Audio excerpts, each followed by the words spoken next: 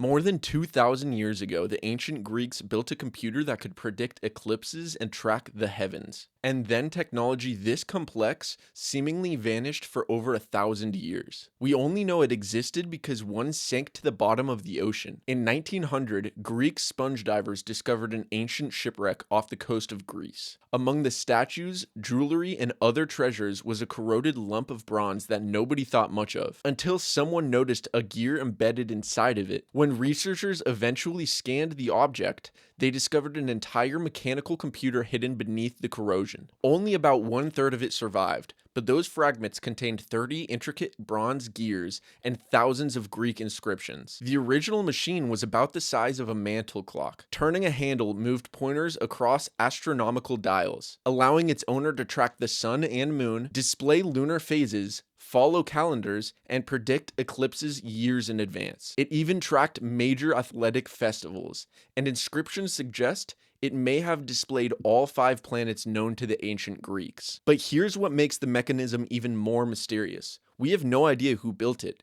Ancient writers like Cicero described other machines that modeled the heavens, meaning this probably wasn't the only one. It may be the sole surviving example of an entire technological tradition that was eventually destroyed, recycled, or forgotten. And if this machine survived only because it accidentally sank in a shipwreck, how much ancient knowledge could humanity have developed and then completely lost? Let's get into it.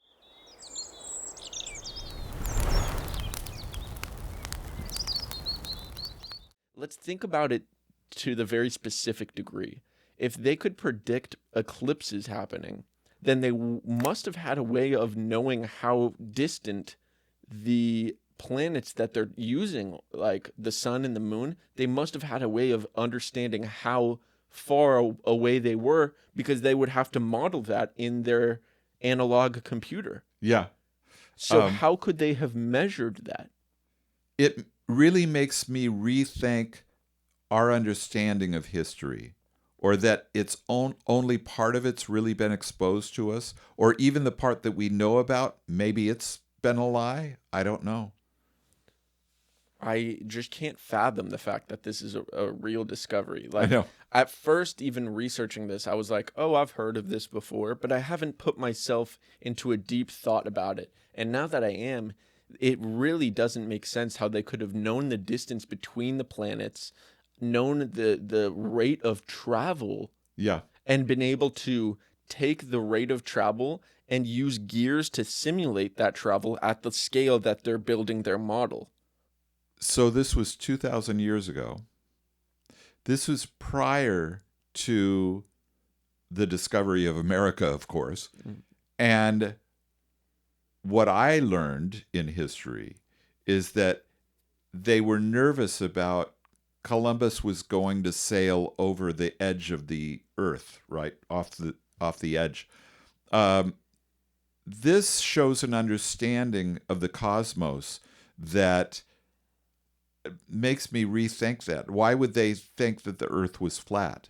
And this was also during a time that the ancient Greeks were prevalent and Rome was also prevalent.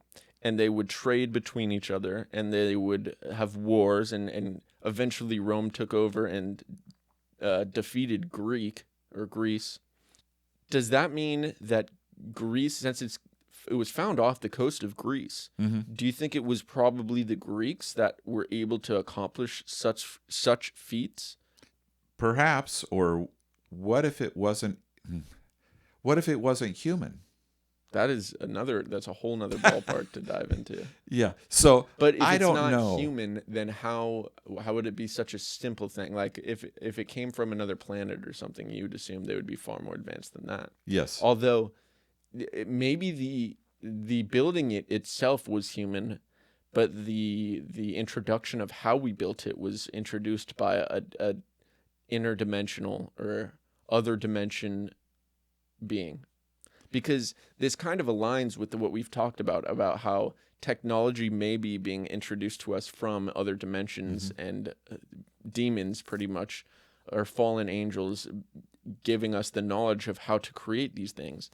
But even if you had the knowledge back then, how could you apply that knowledge and take the scale of the solar system and then make it or push it down to a scale of our level, and it's the size of a clock, so it's very small, but they had to get it so perfect to be able to predict the calendar and to predict eclipses and understand what was going on around us. Yeah. It is actually incredible. This brings up some things about the Antarctic that's now you find on the internet about certain discoveries that have been made there and why the governments are so closed. You know, you can't just go there. Well, It's entirely restricted. There are certain areas you can go to. it's the ice wall. Oh, yeah, okay. Um, You didn't know I, that? It's the ice wall. We live on a flat Earth, you know, Dad.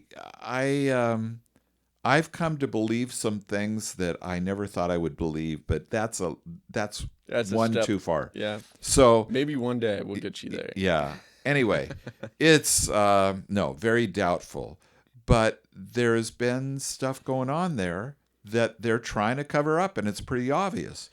What else do we not know about history and about the world? I've heard some wild things about Antarctica, and a lot of it has to do with the Nazis for some reason. Yes.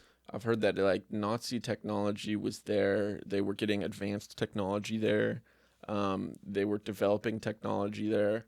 They had aliens that they were interacting with there that gave them technology. Maybe, but the thing is, we have alien-like technology that we find around the Earth. I think major countries probably all possess something of the sorts. And I'm kind of referring to what like Bob Lazar talks about. So if there is ancient technology around the Earth, maybe it just sticks out like a sore thumb in Mhm. Antarctica because it's all white pretty much there. So what if in forever ago, or like the time when the Nazis were around, so not even that long ago, but maybe even all the way back to the Greeks, maybe they were traveling around much farther than we could imagine and finding things that we are even today astounded by. Right. Um, you might be right. I don't know what to think about this stuff. All I know is that I'm highly suspicious that we've gotten the full story.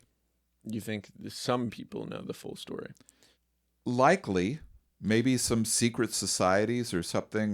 This sounds all so conspiratorial, but I think that's probably part of the reason why it sounds so conspiratorial is if somebody is in charge who has all the knowledge and then gives us only fractions of it, it's like anything that gets close to the truth would sound like crazy talk. yeah, So they keep it at this restricted level so that if we did start finding out new things and advancing our I guess understanding and putting the puzzle pieces together, then finding out the truth wouldn't be so crazy, and then everybody would start waking up and realizing. right, right.